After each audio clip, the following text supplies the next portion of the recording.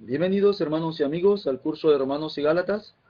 En esta oportunidad, dando inicio a la lección número 12, agradeciendo por supuesto a Dios primeramente el momento que nos presta de estar reunidos nuevamente y dar continuidad a esta serie de lecciones. Como recordaremos en la lección pasada, a modo de introducción, estábamos abarcando la sección del versículo 14 al 25 del capítulo 7, en el cual Pablo concluía su defensa ante la acusación que él andaba enseñando que la ley era pecado. Sin embargo, Pablo dará respuesta inmediata en el capítulo 7, versículo 7 hasta el 25, afirmando que en modo alguno él ha enseñado que la ley es pecado. Antes bien, la ley ha venido a descubrir al pecado, a señalar al pecado y a descubrir el pecado como realmente es, extremadamente pecaminoso. ¿Cómo podría entonces él enseñar que la ley es pecado cuando realmente la ley descubre al pecado? Además, él ha afirmado en el versículo 12 que la ley a la verdad es santa y el mandamiento santo, justo y bueno. Esto evidentemente porque procede de aquel que lo ha creado, Dios mismo. Dios es el que ha dado la ley proviene de Dios y por supuesto la ley tiene que ser santa, justa y buena. ¿Cómo podría entonces él enseñar que la ley es pecado? El problema no está tanto en la ley, afirmaría Pablo, como si en el hombre mismo, en tanto caído a partir del Edén, el hombre habría sido sometido por lo que Pablo llama, por aquello que Pablo llama el mal que está en mí. También lo afirma en el versículo 17 y en el versículo 20, el pecado que está en mí.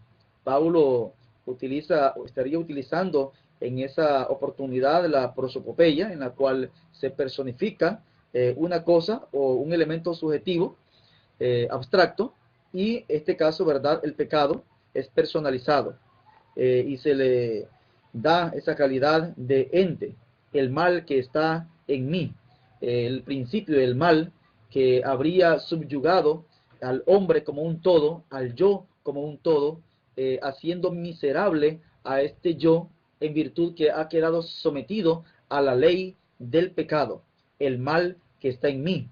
Y la ley del pecado que afirma en el versículo 23, final del versículo 23 del capítulo 7.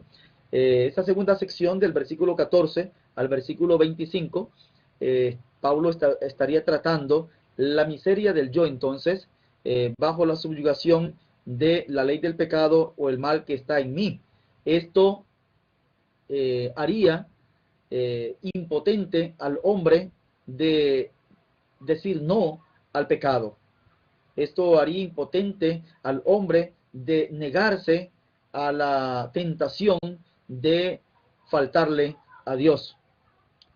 Pablo estaría afirmando en el versículo 24, miserable de mí, ¿quién me librará de este cuerpo de muerte? Pablo habría afirmado en el versículo 15 al versículo 20, una forma retórica de poder expresar su sentimiento y su pesar en su estado de caída, y máxime en su estado de caída y estando bajo la dirección y el gobierno de la ley de Moisés. Miserable de mí, ¿quién me librará de este cuerpo de muerte? Gracias doy a Dios por Jesucristo, Señor nuestro. Así que yo mismo con la mente sirvo a la ley de Dios, pero con la carne a la ley del pecado. Lo leeríamos esta sección igualmente en esta traducción que hace la Dios habla hoy, la traducción Dios habla hoy, capítulo 8, capítulo 7, versículo 24. Miserable de mí, afirma Pablo, desdichado de mí, ¿quién me librará del poder de la muerte que está en mi cuerpo? Solamente Dios, a quien doy gracias por medio de nuestro Señor Jesucristo. En conclusión, yo entiendo que debo someterme a la ley de Dios, pero en mi debilidad estoy sometido a la ley del pecado. Y es lo que a continuación entonces, en el capítulo 8, Pablo dará continuidad a esa idea expresada allí, a la liberación que él ha logrado a través de Dios por Jesucristo. Y el capítulo 8, entonces, Pablo introduciría la secuencia locucional, lógica y lativa del pensamiento que ha dejado atrás, la miseria del yo subyugado bajo la ley del pecado y de la muerte, el mal que está en mí. Esa subyugación, esa miseria humana ha venido a deshacerse cuando el hombre, en el entendimiento y conocimiento acerca del Evangelio, ha venido a acogerse a la ley del Espíritu, que es lo que estará hablando en el capítulo 8, la vivencia en el Espíritu, la vivencia del hombre en Cristo bajo el régimen del Espíritu. Ya en el capítulo 7, versículo 6, Pablo estaría anticipando este concepto de la ley del Espíritu, pero ahora estamos libres de la ley, hablando de la ley de Moisés, por haber muerto para aquella a la que estábamos sujetos, de modo que sirvamos bajo el régimen nuevo del Espíritu, y no bajo el régimen viejo de la letra. Pablo entonces estará iniciando en esta sección una serie de beneficios, expresando una serie de beneficios que se obtienen bajo la gubernatura del Espíritu, en el ámbito del Espíritu y en la estancia en Cristo. Acompáñenme por favor a las diapositivas y veamos los propósitos, beneficios y propósitos. Beneficios de la vida en el Espíritu, capítulo 8, versículo 1 al 39, estaríamos abarcando bajo esta temática. Objetivos: presentar y analizar cada uno de los beneficios de la vida en el Espíritu. Dar seguimiento, por supuesto, a la trama del capítulo anterior, unificándolo con la trama del capítulo 8. La ley es buena, pero incapaz de dar la fuerza de voluntad al hombre para liberarlo del pecado y de la muerte. En cambio, en Cristo, el hombre es liberado y potenciado por el Espíritu para una vida conforme al Espíritu de Dios, recibiendo así múltiples bendiciones espirituales. El planteamiento, el versículo 1, ninguna condenación hay para los que están en Cristo Jesús, los que no andan conforme a la carne, sino conforme al Espíritu, expresará Pablo. Estaremos viendo a continuación los beneficios a modo de enseñanza exhortativa. Ninguna condenación para los que están en Cristo, abarcando versículo 1 al versículo 4, y tendremos también el punto 5 acá, contraste de la vida en el Espíritu y de la vida en la carne, a modo de exhortación, que estaríamos abarcándolo del versículo 5 hasta el versículo 13. Veríamos otra sección, igualmente a modo de enseñanza, una pedagogía, el versículo 14 hasta el versículo 39, seccionado en algunas partes. Vemos acá, por ejemplo, versículo 14 hasta el versículo 27, encontramos la contraposición de la vida en el Espíritu. La vida en el Espíritu nos da como beneficio, evidentemente, la esperanza de la vida eterna, de la resurrección, la esperanza de la glorificación y adopción de nuestro cuerpo, para luego adentrarnos en la sección del versículo 28 al 39, bajo la temática convicción salvífica de aquellos que aman a Dios. Estaremos entonces dando lectura e iniciando el análisis de esta sección, capítulo 1, versículo 1 y siguientes. Como habíamos hablado entonces hace un instante, el capítulo 7, versículo 14 al versículo 25, expresa Pablo la miseria del yo bajo la impotencia de ese yo por el dominio del mal que cobija al hombre en su estado de caída.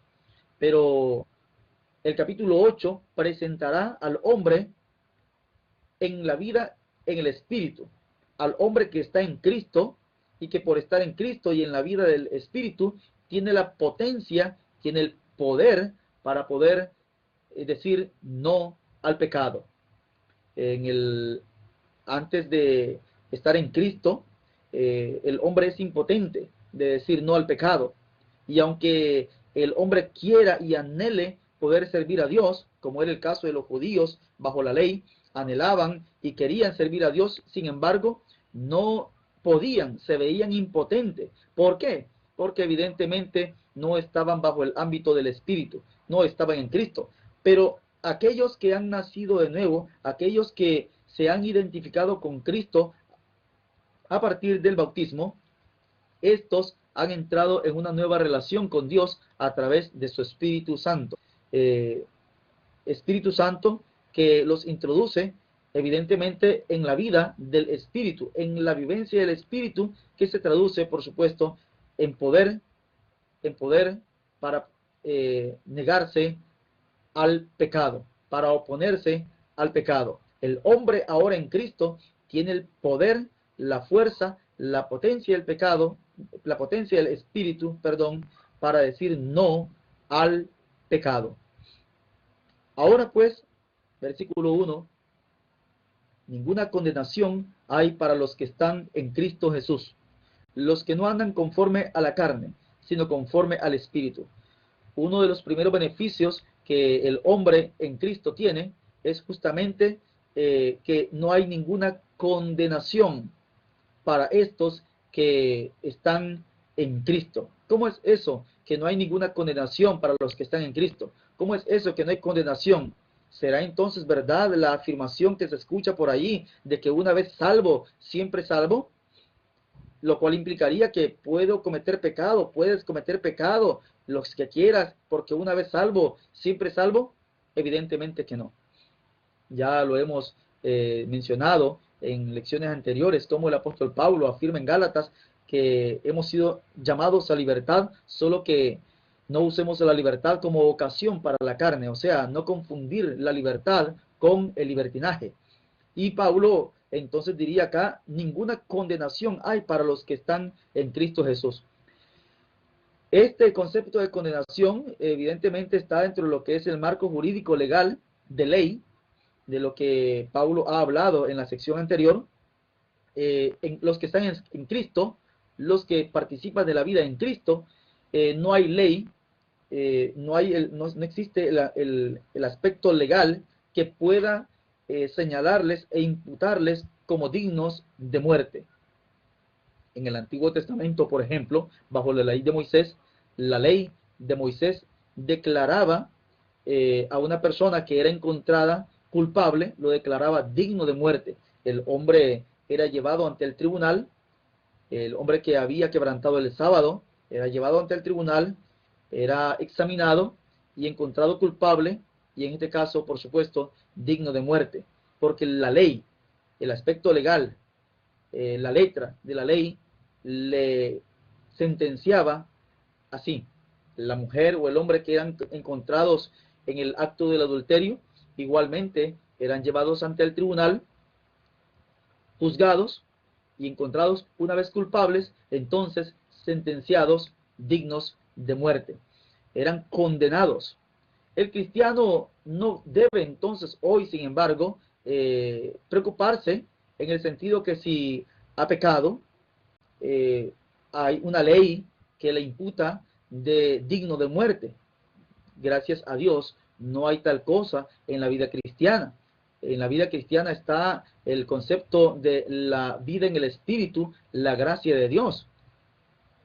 Entre paréntesis, evidentemente, esa gracia de Dios o la vida en el Espíritu no significa que tengamos libertad para pecar. Evidentemente que no, puesto que todo el resto del Nuevo Testamento anima y exhorta al cristiano a divorciarse, a alejarse cada vez del pecado.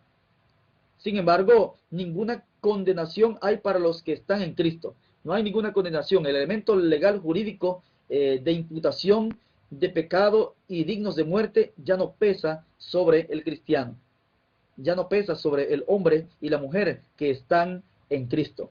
Ya en las lecciones anteriores habíamos analizado un poco el concepto de en Cristo, que Pablo utiliza bastante en la carta a los Romanos y en Gálatas, como podrán revisar los videos anteriores.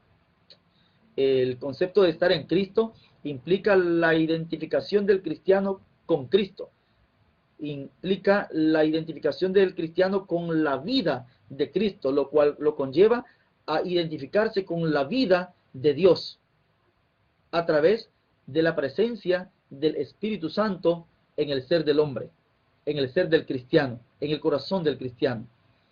El apóstol Pablo, cuando escribe a los hermanos en Corintios, en el capítulo 3 y en el capítulo 6, 19, les dice: ¿o no sabéis que vuestro cuerpo es templo del Espíritu de Dios?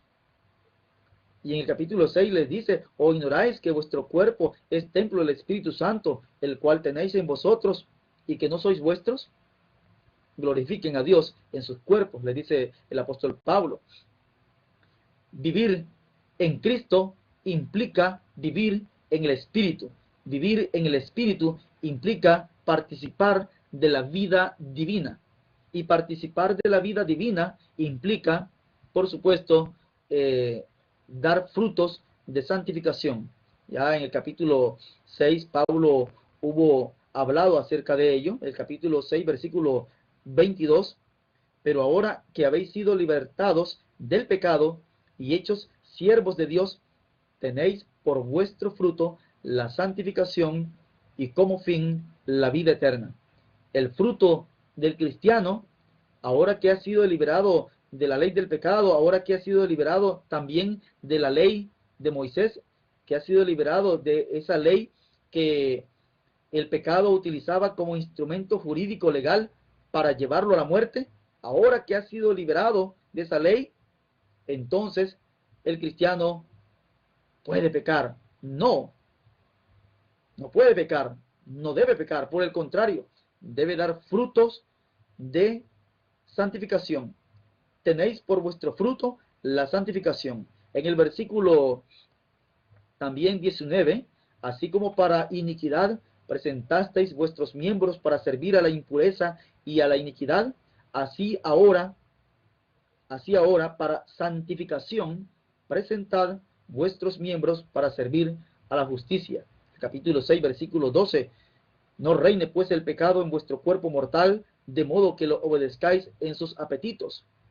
Evidentemente, la vida en el Espíritu y la vida en Cristo no significa que podamos pecar. El hecho que Pablo diga no hay condenación para los que están en Cristo, no significa entonces que se pueda pecar. Solo que Pablo está diciendo que ya el peso jurídico de la ley, el aspecto jurídico legal de imputación de la ley sobre el pecador, declarándolo pecador y digno de muerte, ya no pesa sobre el cristiano.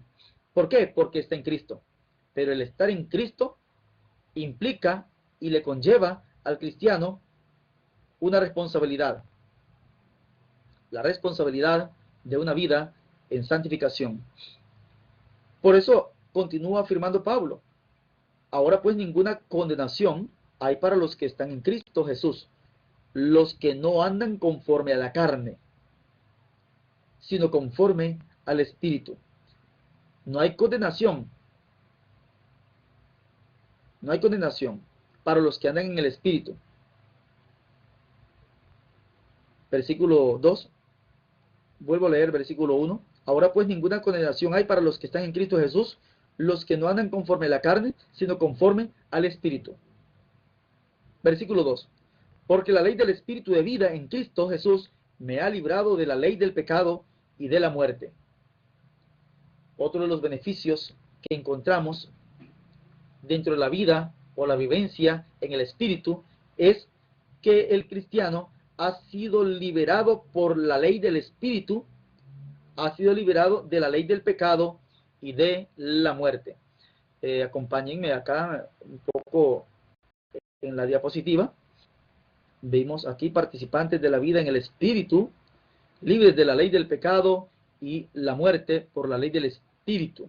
La ley del pecado es igual al mal que está en mí, afirmaría el apóstol Pablo en los versículos que leíamos, capítulo 7. El pecado que está en mí o el mal que está en mí. Se dice ley en función legal, jurídica, y libres de la muerte.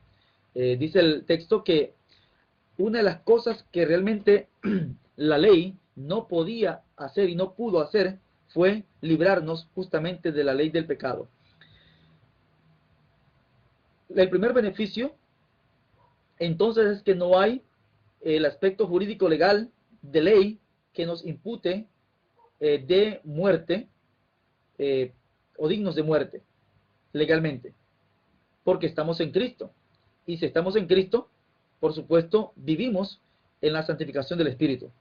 El segundo beneficio es que la ley del Espíritu de vida en Cristo, bajo el cual el cristiano se ha acogido ahora, una vez que se ha identificado con Cristo en el bautismo, esta ley que Pablo llama ley del Espíritu de vida, nos ha librado de la ley del pecado y de la muerte. ¿Cómo es eso que nos ha librado de la ley del pecado?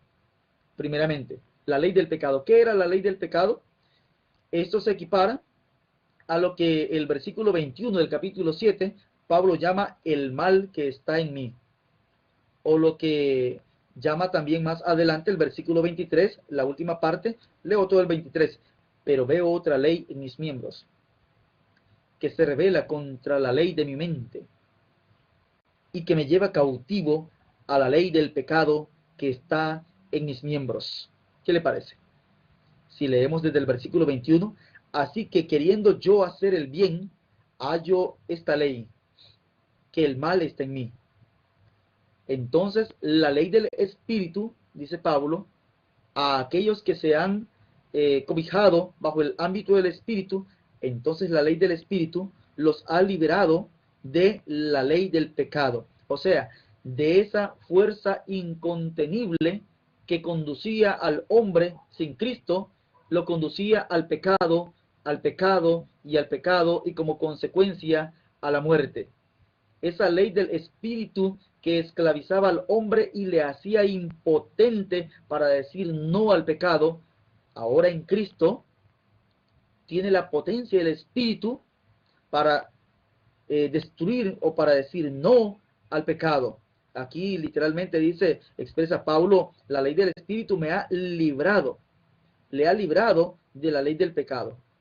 La ley del pecado, la ley del Espíritu nos ha hecho libres de esa fuerza incontenible que dominaba al hombre sin Cristo. En este caso particular, a aquellos que estaban bajo el ámbito de la ley de Moisés. La ley del pecado no debe ser jamás confundida con la ley de Moisés, en modo alguno. La ley del pecado es la influencia del mal, el mal que mora en mí, dice Pablo. El principio del mal que es ejercido, como diría el apóstol Pablo cuando escribe a los hermanos en Éfeso, capítulo 2, por el espíritu del aire que opera en los hijos de desobediencia. Esa ley, esa influencia del mal, ejercía dominio total y absoluto sobre aquellos que estaban sin Cristo y estaban bajo la ley, especialmente más todavía. ¿Por qué? Porque la ley del pecado se aprovechaba de la ley de Moisés para legalizar la muerte del pecador. La ley del pecado impulsaba y dominaba al hombre a pecar y a conducirlo al pecado, a contradecir los estatutos de Dios, pero a utilizar también la ley misma, que tenía la declaración y el poder judicial de parte de Dios para declarar culpable de muerte a ese pecador, víctima de la ley del pecado. En Cristo Jesús, en el ámbito del Espíritu, eso ya no puede suceder. Ya no hay tal ley, tal elemento jurídico legal imputador de pecado sobre el hombre que falta a Dios y que sentencie a muerte, la condenación. No, porque la ley del Espíritu de vida en Cristo Jesús me ha librado de la ley del pecado. El cristiano ahora es libre de esa ley. O sea, ¿significa que el cristiano entonces ya no peca? O sea, que el cristiano ha quedado inmune al pecado. Tampoco así. Tampoco así. Entonces, ¿qué queremos decir con esto? ¿Qué decimos con esto? Decimos que el cristiano hoy, el hombre que está en Cristo y bajo el cobijo del Espíritu Santo, tiene la potencia del Espíritu para sobreponerse a los apetitos de la carne que batallan contra el alma, como diría en el lenguaje del apóstol Pedro. Tenemos la potencia del Espíritu que batalla contra los apetitos de la carne, que a su vez batallan contra el alma. Cuando el apóstol Pedro escribe en su carta primera, universal, capítulo 2, versículo 11, expresa esas palabras. Entonces, el cristiano es libre, ha sido liberado de la ley del pecado. Entonces, el cristiano no peca. Evidentemente que no, decíamos. Sí, el cristiano lamentablemente puede caer en pecado. Podemos en algún momento caer en pecado. Pero no es lo mismo caer en pecado que vivir en el pecado, que hacer del pecado un estilo de vida. Son cosas muy diferentes. El apóstol Juan, cuando escribe, por ejemplo, en su primera epístola, capítulo 2, pero particularmente capítulo 1, versículo 8, si decimos que no tenemos pecado, nos engañamos a nosotros mismos y la verdad no está en nosotros. Recordemos que Juan y todas las epístolas, todos los escritos del Nuevo Testamento han sido dirigidos a quienes, a la iglesia, a los cristianos, a los que están bajo el ámbito del Espíritu y en Cristo. Y a ellos les dice, si decimos que no tenemos pecado, nos engañamos a nosotros mismos y la verdad no está en nosotros. El versículo 10, si decimos que no hemos pecado, lo hacemos a él mentiroso, o hacemos que él parezca mentiroso, y su palabra no está en nosotros. Capítulo 2, versículo 1, hijitos míos, estas cosas os escribo para que no pequéis. Pero si alguno ha pecado, o si alguno hubiere pecado, abogado tenemos para con el Padre, a Jesucristo el justo. El Espíritu Santo, a través de este escritor, plantea la realidad clara del cristiano. Si bien es cierto, Pablo dice en el capítulo 8 que hemos sido redimidos y adoptados, nuestro espíritu, evidentemente, no así nuestra carne, nuestro cuerpo. Nuestro cuerpo todavía no ha sido adoptado, no ha sido redimido. Nuestro cuerpo todavía no ha sido glorificado. Y en tanto no haya sido glorificado, lo cual acontecerá cuando Cristo venga por segunda vez, en el cual nuestros cuerpos serán transformados si estamos vivos o si estamos muertos, seremos resucitados con cuerpos incorruptibles, cuerpos glorificados, semejantes al cuerpo de la gloria de Cristo, Filipenses 3:21. Sin embargo, en este estado, aún en el cual nuestro cuerpo es corruptible y sujeto a la muerte aún, en este estado, el cuerpo todavía arrastra, en parte, las secuelas de la caída en el Edén. No es que cargamos con el pecado propio de Adán, no, pero sí cargamos y arrastramos las consecuencias del pecado y de la desobediencia de Adán. Nos identificamos con Adán, leíamos en el capítulo 5, nos identificamos con Adán en que todavía él es nuestro representante en la tierra, en este estado de caída, nuestro cuerpo, que un día va a sucumbir ante la debilidad de las enfermedades, el dolor y la muerte. Pero no así nuestro espíritu ha sido redimido por la sangre de Cristo. En esperanza hemos sido salvos, dice el apóstol Pablo. Pero en tanto estamos todavía en este cuerpo, lamentablemente existe también una realidad existencial en el hombre, y es la posibilidad en el cristiano la posibilidad abierta de que puede pecar. Puede pecar. Cuando el apóstol Juan, en el capítulo 3, escribe en el versículo 6, todo aquel que permanece en él no peca. Permanecer en él no peca, en el sentido, veremos más adelante, que no practica el pecado. Todo aquel que peca no lo ha visto ni lo ha conocido. Hijitos, nadie se engañe. El que practica, versículo 8, el que practica el pecado es del diablo, porque el diablo peca desde el principio. Para esto apareció el Hijo de Dios, para deshacer las obras del diablo. Todo aquel que es nacido de Dios no practica el pecado, porque la simiente de Dios permanece en él. Estamos hablando entonces de la práctica del pecado. Ya en el cristiano, el pecado no es una vivencia. Ya en el cristiano el pecado no es una praxis. Ya en el cristiano el pecado no es un estilo de vida. Pero sí puede, tristemente, en algún momento, pecar. Sin embargo, el versículo 2 que leíamos, abogado tenemos. Un beneficio que no está acá exactamente, tácticamente escrito, pero está implícito. Tenemos un abogado que se llama Jesucristo, quien intercede por nosotros delante del Padre, y en quien nos podemos presentar y acercarnos, dice el texto a los hebreos, podemos presentarnos ante Él con toda seguridad, en plena seguridad. Hebreos capítulo 4, versículo 14, por tanto, teniendo un gran sumo sacerdote que traspasó los cielos, Jesús el Hijo de Dios, retengamos nuestra profesión, porque no tenemos un sumo sacerdote que no pueda compadecerse de nuestras debilidades, sino uno que fue tentado en todo según nuestra semejanza, pero sin pecado. Acerquémonos pues confiadamente al trono de la gracia para alcanzar misericordia y hallar gracia para el oportuno socorro. Tenemos a Cristo Jesús. Tenemos a Cristo Jesús, quien fue tentado en todo según nuestra semejanza humana, pero jamás cometió pecado. Y en Él podemos acercarnos confiadamente para poder implorar y suplicar misericordia, gracia de parte de Dios en el momento oportuno. Eso solamente ocurre cuando se está en el ámbito del Espíritu. Por eso es que Pablo dice, porque la ley del Espíritu de vida en Cristo Jesús me ha librado de la ley del pecado.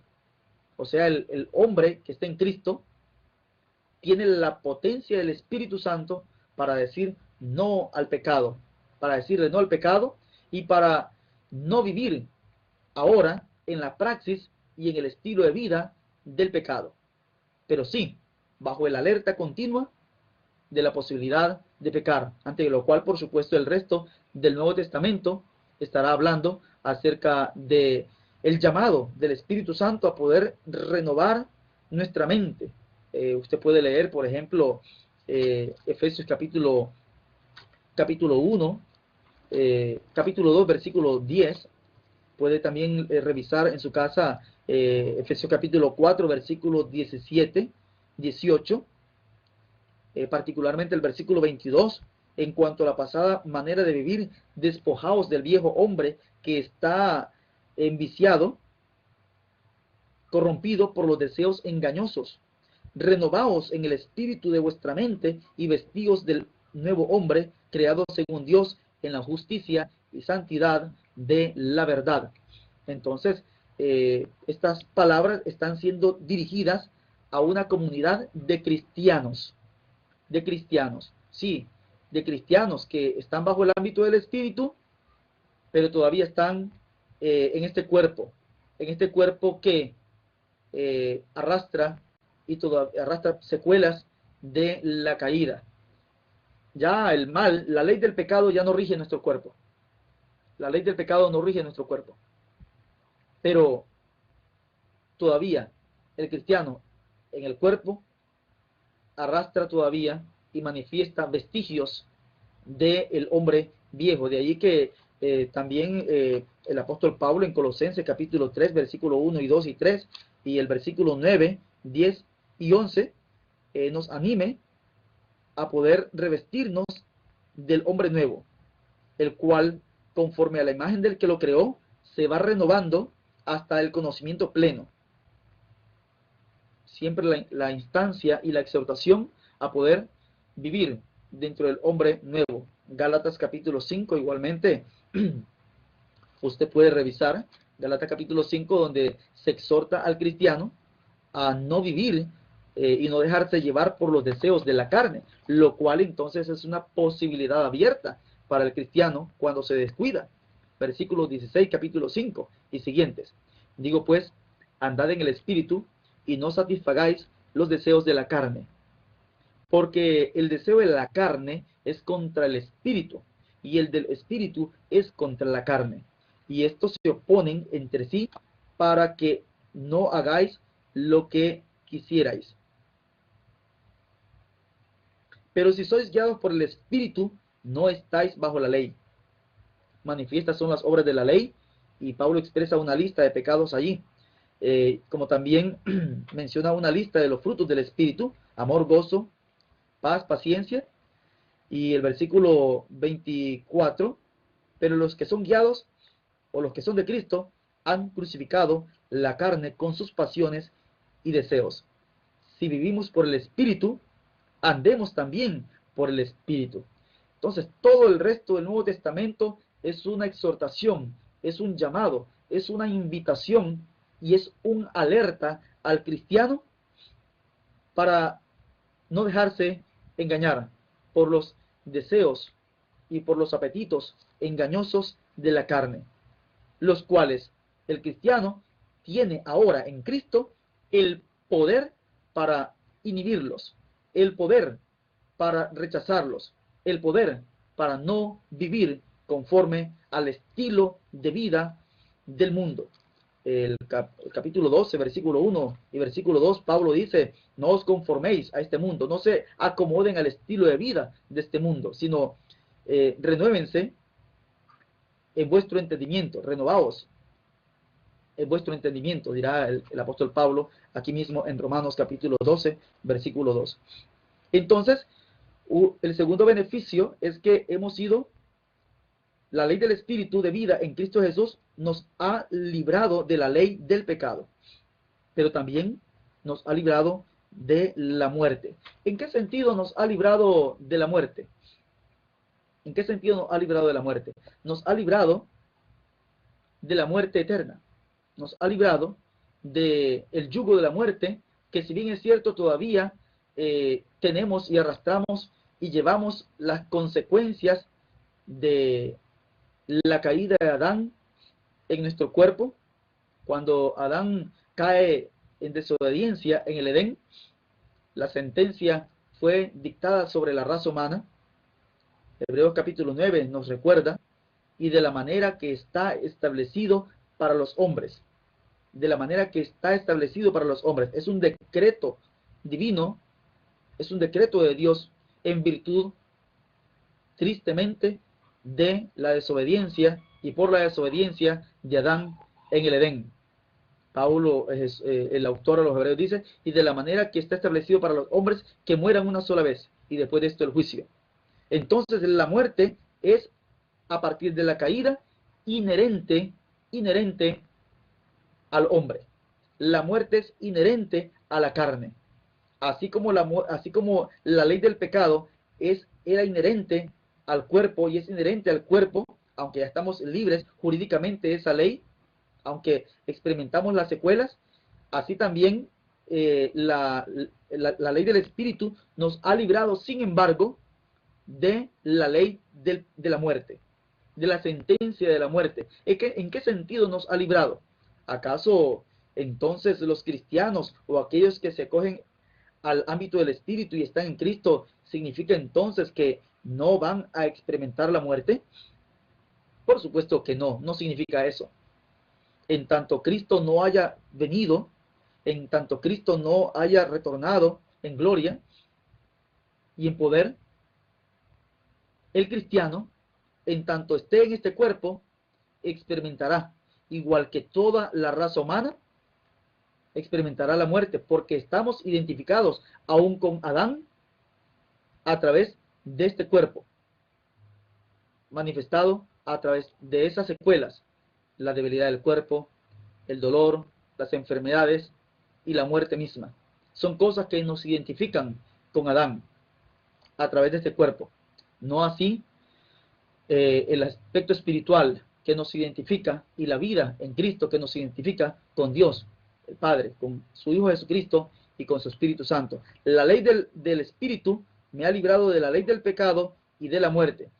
La muerte física, ya para el cristiano, no es ya una tragedia.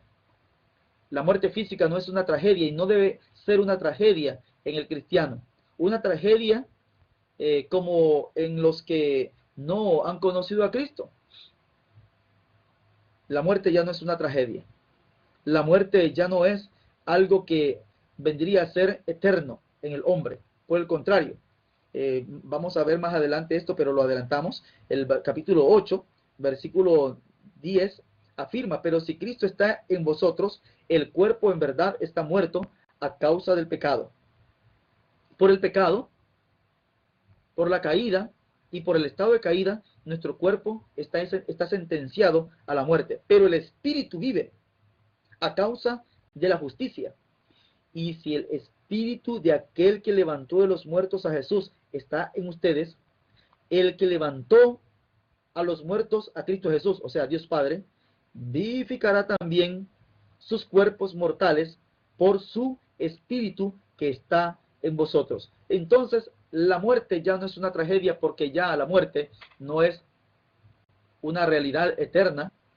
La muerte simplemente ya es efímera.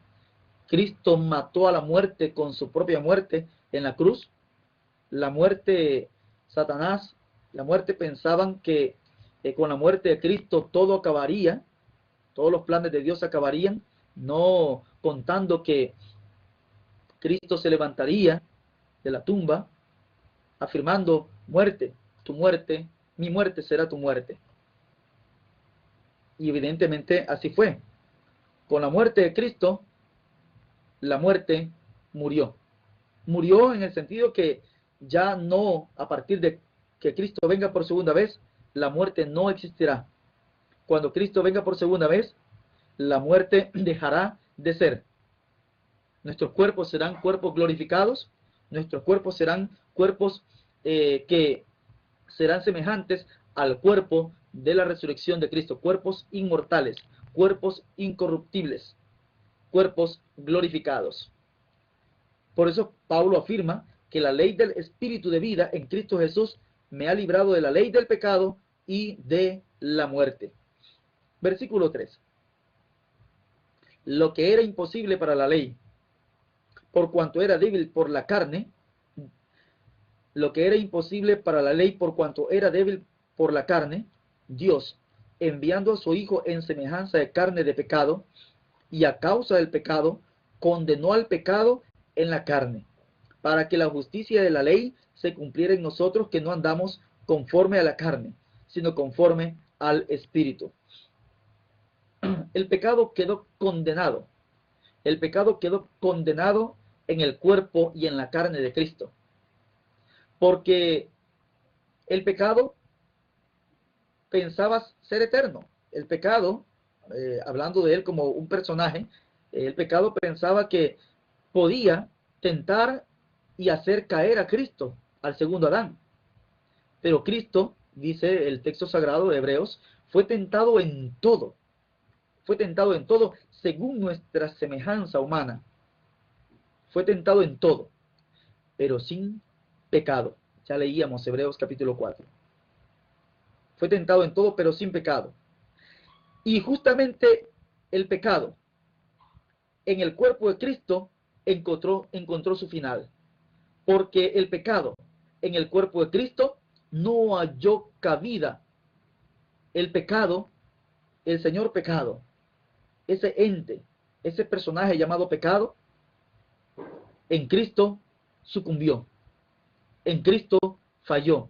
Y en Cristo se murió. En Cristo se murió porque Cristo no le dio cabida al pecado. El pecado había hecho estragos en toda la raza humana. Pero cuando llega a Cristo y al cuerpo de Cristo, a través de la tentación, Cristo no pasó más allá de la tentación. Fue tentado, dice el texto. Fue tentado en todo, pero no pasó de allí. En otras palabras, no pecó. Y al no darle cabida al pecado, entonces, legalmente, jurídicamente, el pecado halló su propia muerte en Cristo. Y a partir de Cristo, en todos los cristianos, en todos los hombres y mujeres que también se han acogido a la fe de Cristo, a la fe del que resucitó de entre los muertos en potencia del Espíritu y en potencia de vida eterna. Por cuanto no pecó, Cristo vino a deshacer las obras del diablo. En Hebreos capítulo 2 leemos lo siguiente en el capítulo 2 versículo 14. Así que por cuanto los hijos participaron de carne y sangre, él también participó de lo mismo, para destruir por medio de la muerte al que tenía el imperio de la muerte, esto es, al diablo, y librar a todos los que por el temor de la muerte estaban durante toda la vida sujetos a servidumbre. Ciertamente no socorrió a los ángeles, sino que socorrió a la descendencia de Abraham, por lo cual debía ser en todo semejante a sus hermanos, para venir a ser misericordioso y fiel sumo sacerdote en lo que a Dios se refiere, para expiar los pecados del pueblo, pues en cuanto él mismo padeció siendo tentado, es poderoso para socorrer a los que son tentados. ¿Se da cuenta? Entonces, a eso se refiere entonces el apóstol Pablo cuando escribe aquí en Romanos que lo que era imposible para la ley por cuanto era débil, la ley era débil. ¿Por qué era débil la ley? Por la carne. La ley, por la debilidad de la carne. Entonces Dios envió a su Hijo en semejanza de carne de pecado, y a causa del pecado condenó al pecado en la carne. Quiero leerlo en esta traducción de La Dios habla hoy. Escúchelo por favor. Versículo 3. Porque Dios ha hecho lo que la ley de Moisés no pudo hacer, pues no era capaz de hacerlo debido a la debilidad humana. Dios envió a su propio Hijo en condición débil como la del hombre, pecador, y como sacrificio por el pecado, para de esta manera condenar al pecado en esa misma condición débil, o sea, en el cuerpo de Cristo. Aunque no débil en cuanto a ceder al pecado, Cristo jamás cedió al pecado, sino en cuanto a la debilidad del cuerpo, en tanto que murió y lo llevó a la muerte. Lo hizo para que nosotros podamos cumplir con las justas exigencias de la ley, pues ya no vivimos según las inclinaciones de la naturaleza débil, sino según el Espíritu. ¿Qué le parece? Entonces, ese es el beneficio también que hemos obtenido en la vivencia del Espíritu, que el pecado ha sido condenado en la carne de Cristo, en el cuerpo de Cristo, por cuanto Cristo jamás cedió a la tentación y al pecado, y todos aquellos cientos de miles y millones de cristianos a través de la historia, en el cristianismo, que se han sometido a la vivencia de Cristo, a la vivencia en el Espíritu, en Cristo Jesús, también el pecado ha muerto en ellos. El pecado ha muerto en nosotros. El pecado ha muerto en nosotros porque no reina el pecado en nosotros. No reina. No somos ya esclavos del pecado. No somos esclavos de la ley del pecado. Puede tratar de engañarnos y en algún momento puede hacernos caer, pero no hacernos vivir como en un estilo de vida dentro de la ley del pecado.